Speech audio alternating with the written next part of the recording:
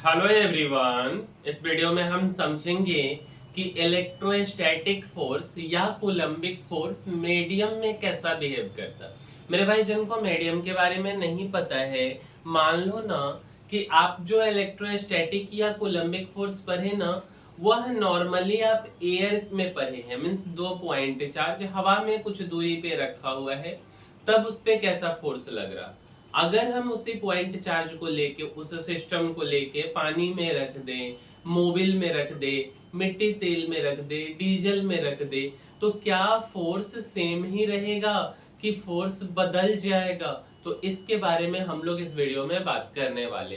तो आइए मेरे भाई एक एक करके समझते हैं। सबसे पहला सा बात तो हमारा यह है कि इलेक्ट्रोस्टैटिक या कूलम्बिक फोर्स इन मीडियम की हम बात कर रहे हैं। हम क्या चीज की बात कर रहे हैं मेरे भाई?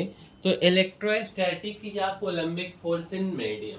सबसे पहला सा बात तो यह है कि यह जो चार्ज है ना, यह प्लस Q1 है और यहाँ पे चार्ज रखा हुआ है प्लस का Q2।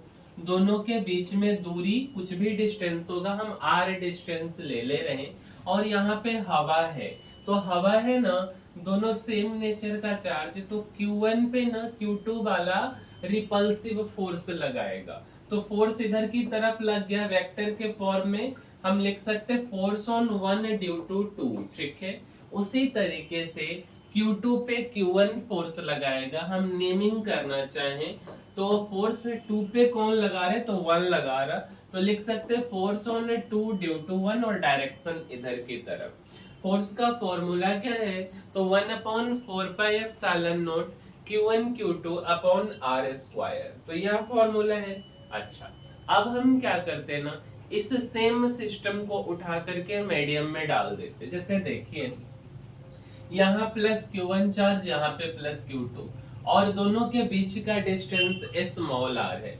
अब इस मीडियम को, इसको ना हम लेकर के किसी मीडियम में डाल दिए। मीडियम का मतलब ना, मान के चलो ना किसी सॉलिड के डब्बे में डाल दिए, या हम कोई लिक्विड डीजल पेट्रोल कहीं पे डाल दिए, या वैक्स में डाल दिए, वाटर में डाल दिए, कहीं भी आप डाल लो। ठीक है, अगर कहीं भी डालोगे ना, तो हर एक मीडियम में ना एक चीज होता है जिसका नाम होता है डाई इलेक्ट्रिक कांस्टेंट।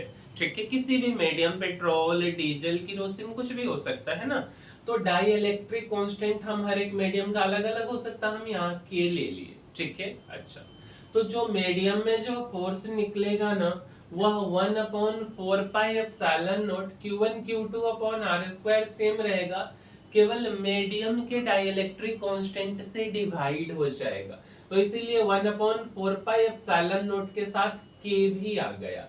तो फोर्स इन मीडियम अगर आपको निकालना है तो फॉर्मूला क्या हो जाएगा, तो फोर्स इन मीडियम 1/4πε भी लिखा जाता है, Q1 Q2 upon R square. ऐसा हम कैसे लिख सकते हैं, तो समझाते हैं मेरे भाई।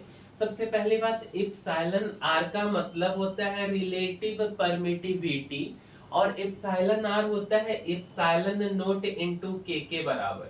मींस ये जो इप्सिलॉन नोट इनटू के है ना, इसी को हम इप्सिलॉन आर रिलेटिव परमिटिविटी बोलते। ठीक है, और के क्या है, तो मीडियम का डाइलेक्ट्रिक कांस्टेंट है। अच्छा, के ग्रेटर देन 1 होना, ग्रेटर देन इक्वल टू 1 होना चाहिए। वैक्यूम में ना के का वैल्यू 1 होता है और एयर में के का वैल्यू 1.03, जिसको हम लगभग 1 मान करके ही चलते।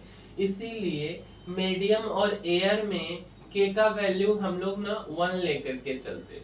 अगर हम पानी की बात करें, वाटर में के का वैल्यू होता है 81, मेटल में के का वैल्यू इंफिनिटी होता है, और कंडक्टर भी क्या है, तो मेटल ही होता है, तो उसमें भी के का वैल्यू क्या हो जाएगा, तो इंफिनिटी ही हो जाएगा। क्लियर है? अच्छा, अब देखिए, तो फोर्स इन एयर जो है ना, 1/4πε0 Q1 Q2 upon R square, और जो फोर्स इन मीडियम है 1/4πε0 K Q1 Q2 upon R square. ठीक है, अब देखिए, अब अगर हम इन दोनों को डिवाइड कर दे, मतलब जो फोर्स मीडियम में है और जो फोर्स एयर में है, इन दोनों को अगर हम डिवाइड करेंगे ना, तो यह आता है 1/k के बराबर। सिंपल भाषा में जो फोर्स इन मीडियम है उसको हम लिख सकते हैं 1/k, और यह वाला क्रॉस मल्टीप्लीकेशन में चला जाएगा तो फोर्स इन एयर। तो k greater than equal to क्या हो गया, तो 1 हो गया। मीन्स हम बोल सकते कि जो फोर्स एयर में लग रहा है ना वह फोर्स ज्यादा है, और जो फोर्स मीडियम में लग रहा है वह फोर्स कम है। मतलब force in medium less than equal to force in air. एक एग्जांपल से हम आपको समझाना चाहेंगे। जो हम नमक खाते हैं ना, सोडियम क्लोराइड NaCl, वह सॉलिड, उसको हम रॉक साल्ट या टेबल साल्ट भी बोलते हैं, ठीक है। अच्छा, Na प्लस और Cl माइनस में ये ब्रेक करता है, ठीक है। अच्छा, तो इन दोनों के बीच में ना यह डिस्टेंस है, ठीक है। मान लीजिए कि r डिस्टेंस है, तो फोर्स लगा 1/4πε0, एक पॉजिटिव चार्ज एक नेगेटिव चार्ज, तो E into E upon r square हम लिख दिए, ठीक है। अच्छा, अब अगर हम इसको पानी में रख देना तो पानी का डाइइलेक्ट्रिक कांस्टेंट होता है 81। तो अब अगर हम फोर्स निकालेंगे ना तो जो फोर्स आएगा पानी में उसको हम F1 डैश बोल रहे हैं या F डैश बोल रहे, तो 81 से डिवाइड हो जाएगा। मींस ओरिजिनल फोर्स अगर F है ना एयर मीडियम में, तो वाटर मीडियम में 81 से डिवाइड हो जाएगा। तो सिंपल भाषा में हम क्या बोलेंगे कि पानी में नमक वो अगर हम मिलाते तो फोर्स घट जाते। क्यों घटता है? और तो क्योंकि उसका डाइइलेक्ट्रिक कांस्टेंट के कारण वाटर के, और इसी चीज को बोला जाता है कि आयोनाइजेशन हो गया है सॉल्ट का वाटर में, ठीक है। उसी तरीके से और भी एग्जांपल हो सकता है, बट आगे बढ़ते हैं।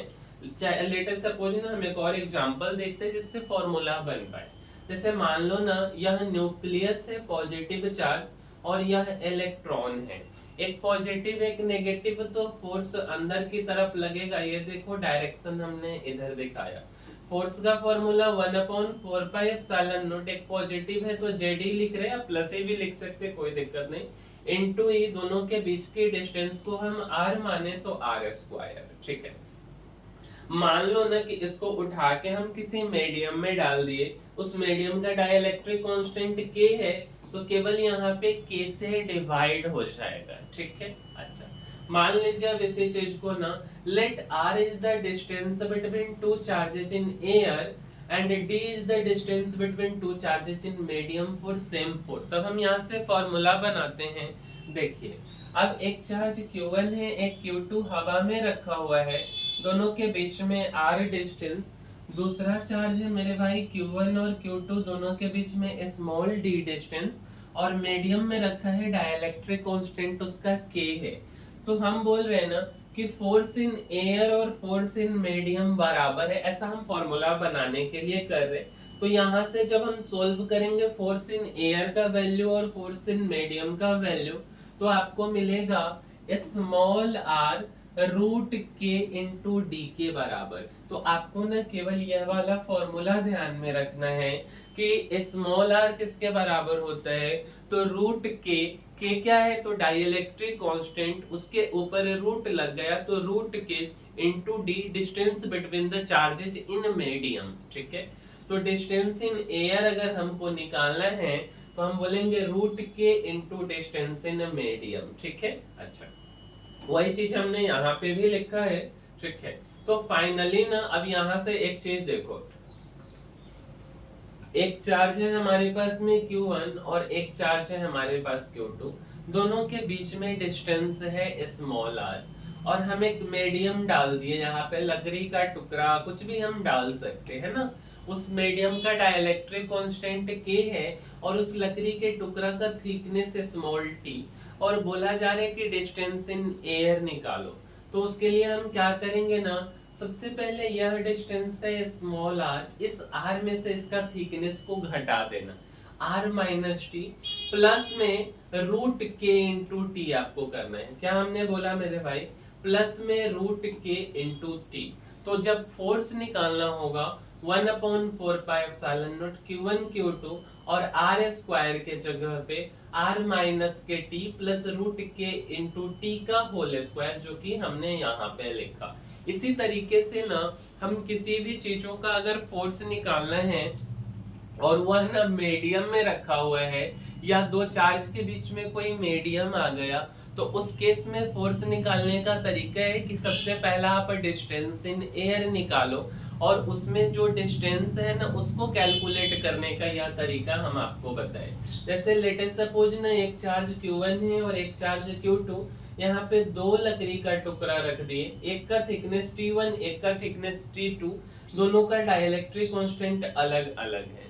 सबसे पहले हमारा काम होगा डिस्टेंस इन एयर निकालना, तो हम बोलेंगे R total distance R minus T1 minus के T2 इतना कर देंगे, प्लस में root under K1 into T1 plus में root under K2 into T2। देखो आप यहाँ पे R minus T1 minus T2 plus root K1 into T1 plus में रूट K2 इंटू T2। और जब भी डिस्टेंस निकल जाएगा तो फोर्स निकालना आसान हो जाएगा, क्योंकि इसी डिस्टेंस को हम स्क्वायर कर देंगे। अब मेरे भाई लेटेस्ट सपोज ना ये तो फोर्स आप निकाल लोगे, तीन लकड़ी का टुकड़ा है T1 T2 T3, सबका डाइलेक्ट्रिक कांस्टेंट अलग अलग K1 K2 और इसका K3 है, ठीक है। तो डिस्टेंस निकालेंगे ना तो हम यहाँ पे ऐसे नहीं लिखेंगे कि R minus T1 minus T2 minus के T3, क्योंकि R किसके बराबर है, तो T1 plus T2 plus T3 के बराबर। R किसके बराबर है मेरे भाई, तो T1 प्लस में T2 प्लस T3 पूरा हम स्लैब रख दिए। तो R में से अगर हम इसको घटाएंगे ना तो वह 0 आ जाएगा, तो डायरेक्ट हम root under K1 into T1 plus में root under K2 into T2 plus में root under K3 into T3, यही हमारा डिस्टेंस इन एयर हो गया। इसका हम होल स्क्वायर कर देंगे फोर्स के फॉर्मूला को पुट करके, जो कि हमने यहाँ पे किया है, ठीक है। उसी तरीके से आप जो है ना कुछ क्वेश्चन अब आप बनाओगे, एक चार्ज है Q1 और एक Q2 है, इसका dielectric constant K equal to 4 है, थिकनेस R/4। क्या करेंगे, तो R माइनस के T, तो R माइनस R/4 प्लस में रूट के, तो रूट के जगह पे रूट 4 इंटू टी, तो टी के जगह पे R/4। तो यहाँ पे हमने लिखा R minus T plus root K into T, तो R में से R/4 3R/4, रूट के रूट 4 पे जो है कि रूट लगा हुआ है तो 2 आ जाएगा और t के जगह पे R/4, यह निकल के आ गया डिस्टेंस, वैल्यू पुट कर देंगे, है ना। उसी तरीके से अब यह क्वेश्चन आप बनाओगे, यहाँ Q2 यहाँ Q1 दोनों के बीच का डिस्टेंस R, ये इसका जो है ना थिकनेस R/4, इसका भी R/4, यह K बराबर 4 यह K बराबर 16। तो सबसे पहला सा काम आप डिस्टेंस इन एयर, और डिस्टेंस इन एयर आप क्या करोगे, तो R माइनस R/4 एक और R/4 हो जाएगा बेसिकली, प्लस में रूट के इंटू टी, तो रूट के जगह पे रूट 4 और इंटू टी के जगह पे R/4 मींस 2 इंटू R/4, यहाँ पे रूट 16, तो रूट 16 आ जाएगा 4 और 4 इंटू R/4 जो कि R बचेगा, यहाँ हमने सोल्व किया है, फाइनली 2R आएगा। अब इसका स्क्वायर करके पुट कर देना है आपको, ठीक है। उसी तरीके से एक और क्वेश्चन है, यहाँ Q2 यहाँ Q1 दोनों के बीच में डिस्टेंस R, एक 5 रुपया का हम सिक्का रख देते हैं और तब बोलते कि आप बताओ फोर्स क्या होगा। मेरे भाई हम ना पढ़े कि डाइलेक्ट्रिक कांस्टेंट मेटल का इंफिनिटी होता है, और अगर हम किसी नंबर को इंफिनिटी से डिवाइड करेंगे तो 0 आ जाएगा, तो फाइनली फोर्स हमारा 0 हो जाएगा, डिस्टेंस निकालने का कोई जरूरत है नहीं।